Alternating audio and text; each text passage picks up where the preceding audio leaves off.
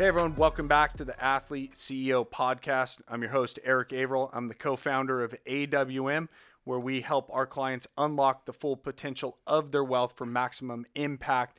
And as all you listeners already know, we believe that the greatest driver of your net worth is your human capital. And that's what this podcast is all about, is how can we help you optimize your human capital? And so I'm excited for our conversation today with a dear friend of mine, a PhD in performance psychology, Josiah Igono. Welcome to the podcast.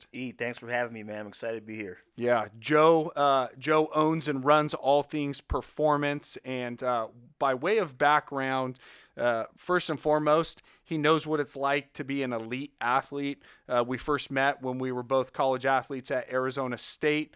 Joe went on to work as a strength and conditioning coach, both at the collegiate level and at the professional baseball level. And most recent position before launching out onto his own, peak performance coach at the major league level for the Texas Rangers. And so, Joe, when we talk about human capital, it's really our belief that you are your own best investment. Yeah. We talk a lot about performance, high performance, elite performance. How would you define performance? It's a great question. And it is a word that is thrown around a lot, so much so that it loses its meaning. And so when you look at performance, whether you're talking about a vehicle, right, $100,000 vehicle, or whether you're talking about an individual or even, a machine, performance boils down to the execution of a specific task or function. That's what it means. And so when we look at it from a performance psychology standpoint, it's the same thing. How efficiently does this individual perform said task or function? Whether that individual is a musician, whether that individual is an athlete, or whether that individual is an elite combat force member, how do they perform in their environment? One of the things I want to dig into is, in today's day and age, we're all about life hacking. We are about tactics and trying to figure out, is there a way to short circuit performance? And I talk about this as the analogy. It's kind of like the get rich quick scheme.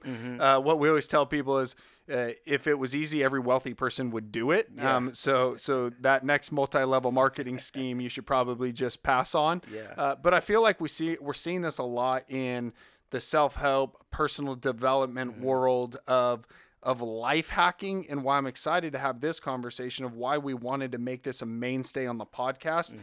This is about developing skills. This is about developing something that is truly going to equip you and be with you for the rest of your life. I would love to hear your thoughts on just how an individual can and should approach mental performance. Yeah, no, it's a great question. At the end of the day, we can hack all day, right? Oh, hacks this, YouTube this, Twitter this, Pinterest this, Facebook that, but at the end of the day, the work, that's where the reward is. It's in the work, man. The work itself is the reward. Mihai Csikszentmihalyi, one of the coolest names ever, right? He was the godfather of this concept that we have used now called flow. Right? Yeah. And he said that when he studied all these high-level performers, he said that one of the things that they all had in common, or that the majority of them had in common, was that they had an autotelic personality. Meaning, auto is self, telos is, reward. The work itself is my reward, right? The work itself is my reward. And so the thing about it is that when it comes to, hacks don't exist, man, in the long term. Hacks are not a long-term solution for success. They're not. You, myself, any other person who works hard to become successful, we both know that there's no such thing as a hack every day we come to work. You know what I'm saying? In terms of mental performance, I think that the thing that I would say is that in anything, whether it is weight loss, whether it is athletic performance, whether it is in raising children, whether it is in, becoming healthier, performing better on the field as an athlete, as a coach, what's your plan? Do you have a plan?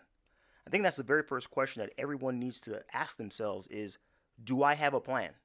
If that answer is no, we start there. You know what Yeah, I'm saying? for We sure. start there. And then we look for individuals, coaches, professionals who can help augment our specific skill set, our specific personality type and learning style to move forward. Yeah, it's very helpful.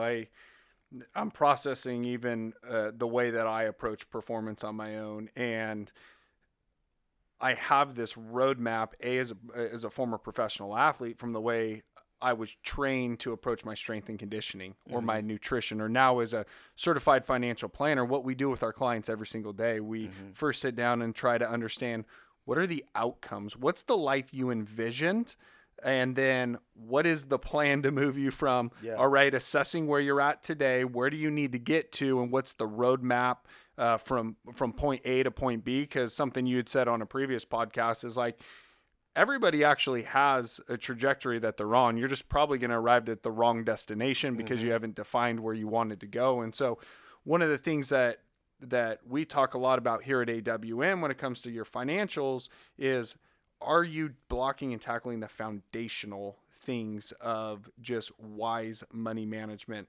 What are those foundational things when it comes to mental performance? That's a great question. I think that when it comes to mental performance, there are several things to keep in mind. But I want to break it down to three things, right? Think, say, do, right? How do you think on a daily basis? Are you an optimist? Are you a pessimist? Some people say, "Oh, I'm a realist," and we found that realists are just positive pessimists. You know what I'm saying? So it's like, what are your thoughts on a daily basis, right? What are you saying, right? What is your what does your lexicon, your vocabulary? What do you say to yourself when no one else is around? And then ultimately, what are you doing, right? And so those are to me, are the pillars, and you have to start attacking those different things. And when it comes to mental performance, um, all of those three areas that I mentioned are impacted by those three areas, right? They're impacted by your thought life.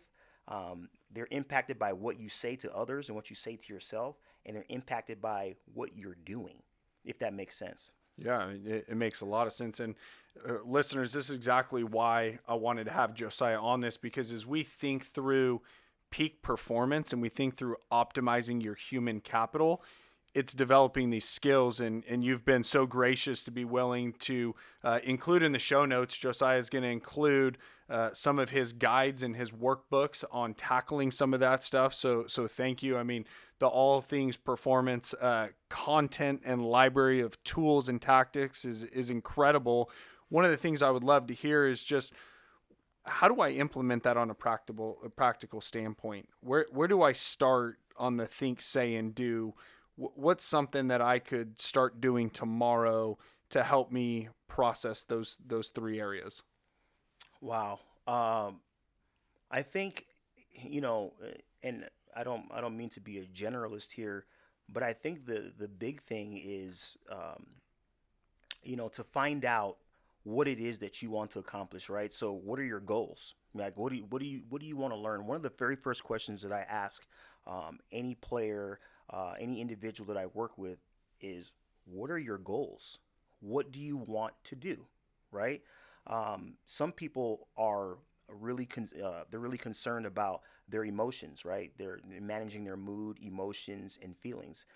When you look at from just a mental balance standpoint, we're trying to do a couple of things all the time. We're trying to manage our mood, emotions, and feelings, and trying to make quality decisions and thinking clearly.